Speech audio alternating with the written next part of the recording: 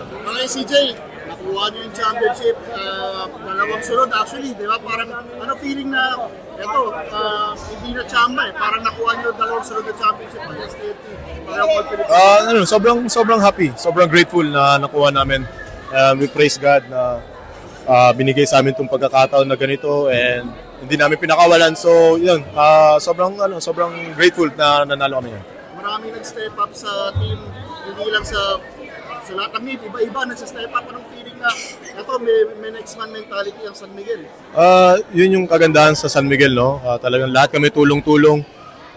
May mga araw na off yung mga starter pero may mga bench kami. So, yun naman yung talagang dinevelop namin as a team. Talagang tulungan kami, chemistry, talagang every practice, every game, talagang nagtutulungan kami. So, yeah. Nakatulong ba yung buko ni Edwin? Yung buko ni Edwin, tsaka yung itlog ni Kabola. Ayan. Yes! Yan, yung mga staff, yung mga boys namin, sobrang sipag ng mga yan. Ayun, maraming salamat.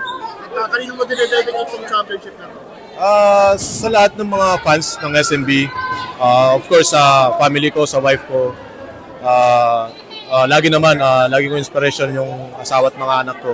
So ayun, maraming salamat.